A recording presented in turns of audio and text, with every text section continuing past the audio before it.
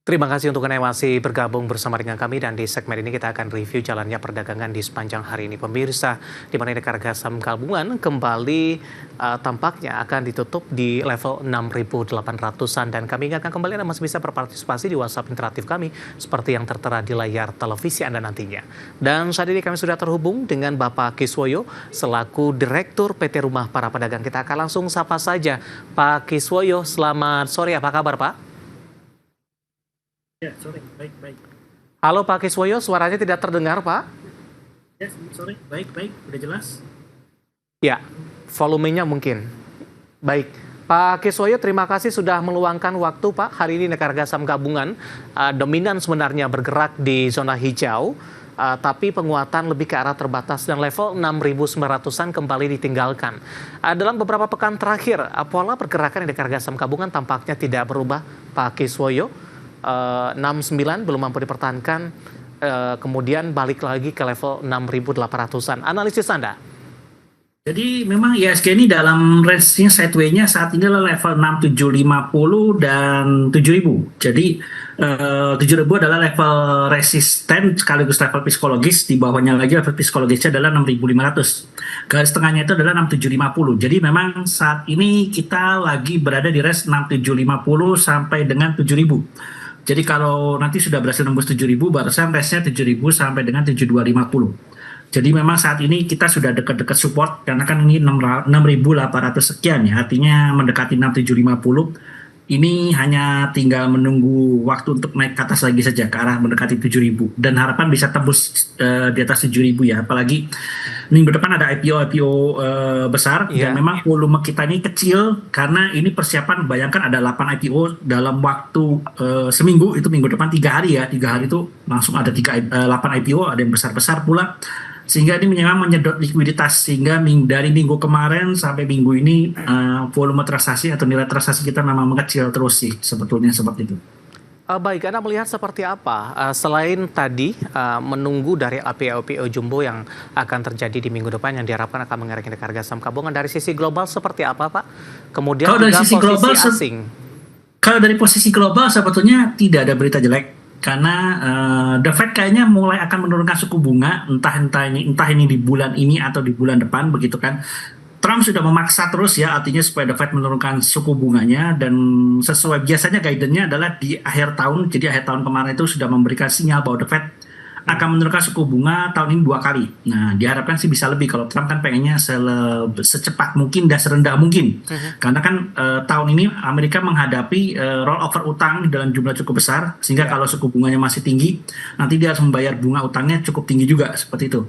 Jadi memang sekarang market sedang mengantisipasi untuk penurunan suku bunga The Fed, sehingga ini sebetulnya sinyalnya bagus untuk market ya. Jadi asing juga sekarang sedang berusaha untuk mencari saham-saham yang lagi murah di Indonesia juga, saya lihat seperti itu, karena terlihat aksi beli ya, memang ada asing, ada kadang beli kadang jual kan ya, intinya kan mereka mencari balance ya, kira-kira mana komposisi yang pas untuk mereka, seperti itu. Karena ya itu saya bilang kita sudah bulan 7, artinya akan ada penurunan The Fed, suku bunga The Fed 2 kali ya, Trump pengennya lebih besar lagi atau lebih cepat lagi ya, tapi harusnya 2 kali akan terjadi di tahun ini, dan memang ada ekspektasi mungkin antara bulan ini atau bulan depan lah untuk penurunan bunga The Fed. Bagaimana Anda melihat sentimen dari Trump yang semakin gencar ini mendesak dari Powell untuk mundur, kemudian juga sudah menyiapkan nama-nama pengganti yang mungkin bisa lebih dipercaya ke depannya. Respon pasar seperti apa? Betul, karena sebetulnya kan masih lama ya si Powell, tapi kayaknya si Trump maksa nanti kayak tahun depan udah lu bulan Mei lu turun aja deh gitu kan, digantiin. Nah itu memang sebetulnya karena ya serba salah juga jadi The Fed. Jadi The Fed ini kan sebetulnya dia patokannya adalah menjaga inflasi. Jangan sampai ketika saya menurunkan suku bunga terlalu cepat, terlalu besar, suku bunga terlalu nanti inflasinya tinggi lagi, dia setengah mati lagi, pusing lagi gitu kan. Tapi ya kalau enggak, ekonominya mereka juga nggak gerak gitu kan. Dan itu juga berbahaya dari sisi pemerintahan Trump. Karena itu sebagai pemerintah kan Trump ini melihat, waduh ini tahun ini saya akan terbitin surat utang rollover. Jadi surat utang yang jatuh tempo akan diterbitkan surat utang baru lagi untuk membayar. Nah kalau suku bunganya masih tinggi begini, itu beban bagi mereka sangat besar sekali.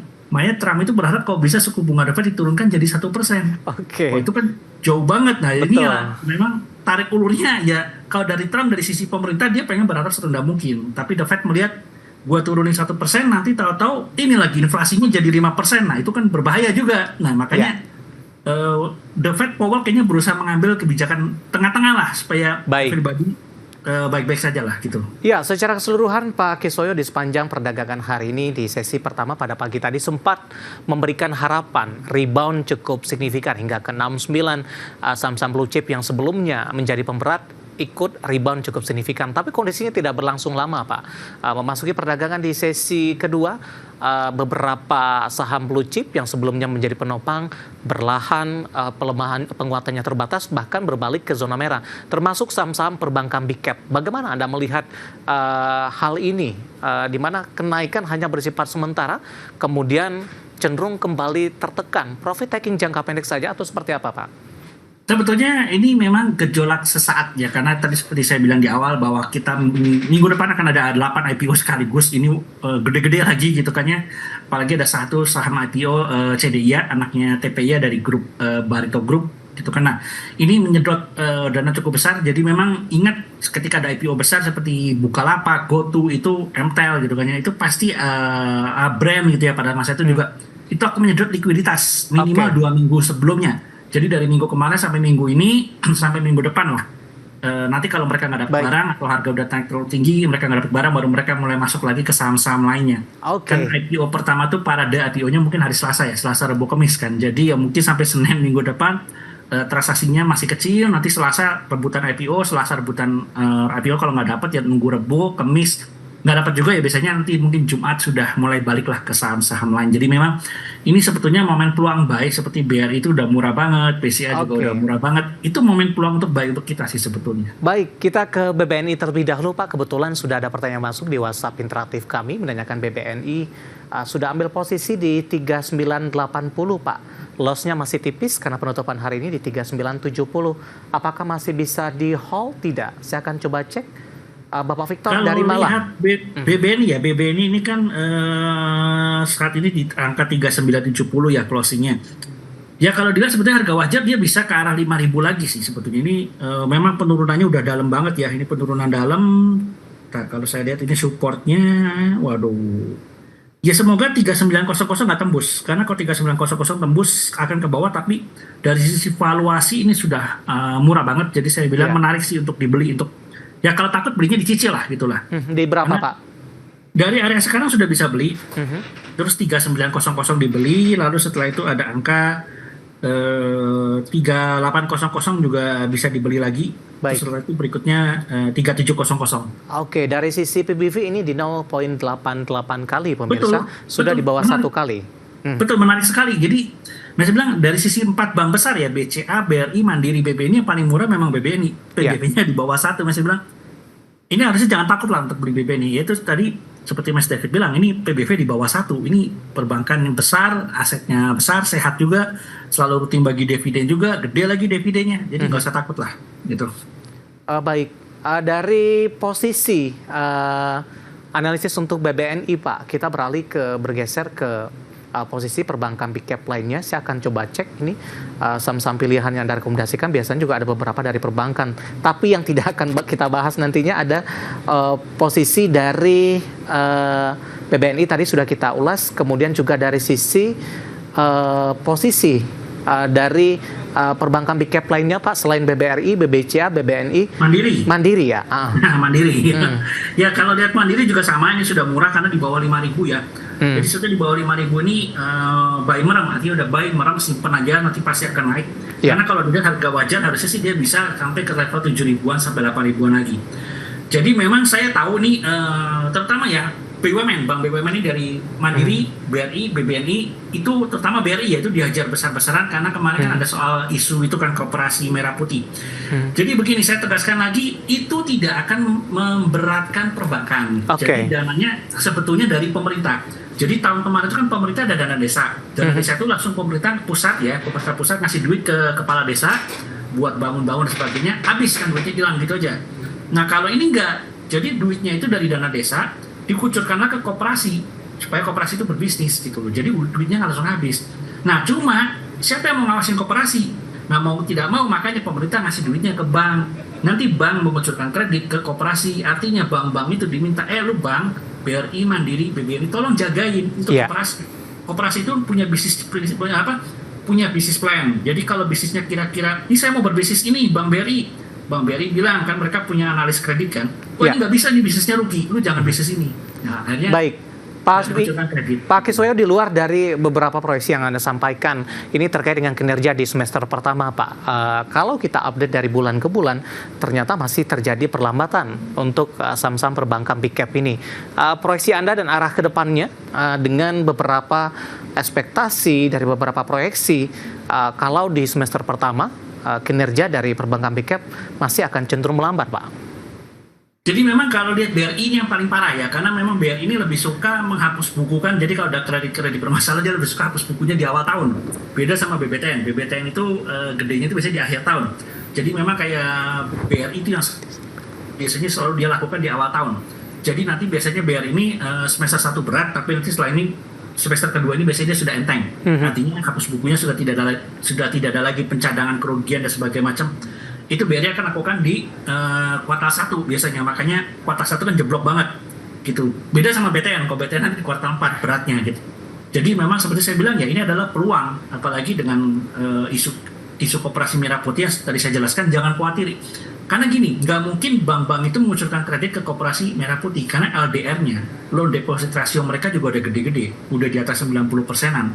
Jadi secara logika juga nggak masuk, makanya pemerintah bilang ada dana desa, jadi dana desa nanti tidak akan dikucurkan lagi, tapi diberikan melalui bank BRI Mandiri. Nah dari situ baru BRI Mandiri mengucurkan ke koperasi gitu loh.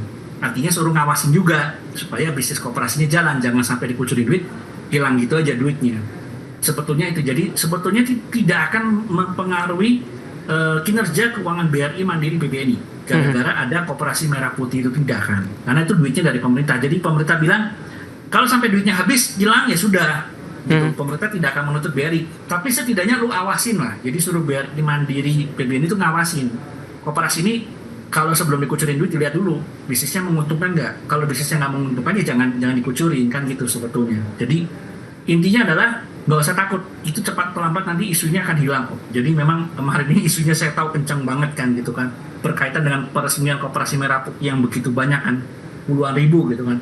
Ya itu sebetulnya ketakutan ini memang harus kita jelaskan lah, seperti itu. Artinya ini secara keseluruhan prospek dari perbankan big cap semester pertama lebih cenderung tertekan, kemudian di semester kedua akan ada peluang untuk perbaikan, Pak Kiswoyo? Betul sekali, betul. Baik, analisis dari beberapa saham perbankan big cap yang hari ini rata-rata berbalik mengalami pelemahan dan akhirnya menjadi pemberat untuk indeks harga saham gabungan sehingga tidak mampu bertahan di atas level 6.800-an. Untuk Telkom, Pak? Untuk Telkom juga sebetulnya masih menarik ya. Kalau ini cuma saat ini saya cuma dikasih kesempatan kan untuk milih 4 saham, jadi ya saya pilih yang lebih utama lah. Telkom ini kan masih di bawah 3.000 ya. Jadi di bawah 3.000 ini menarik, harusnya sih bisa ke arah harga wajar bisa sampai 3.500 sampai 4.000 seperti untuk Telkom. Jadi memang kalau mau best buy di berapa ya? Best buy-nya di 2.500, tapi jauh banget kan. Ya sudahlah. Mungkin terdekat ini kita area 2.700 sampai 2.600. Setelah sudah menarik untuk dibeli lah untuk Telkom. Oke, analisis untuk Telkom, dan apakah Telkom juga masuk ke dalam saham pilihan Anda nanti, Pak Kiswoyo? Kita akan coba bahas lebih detail lagi. Kita akan jeda terlebih dahulu, dan pemirsa kami akan segera kembali sesaat lagi.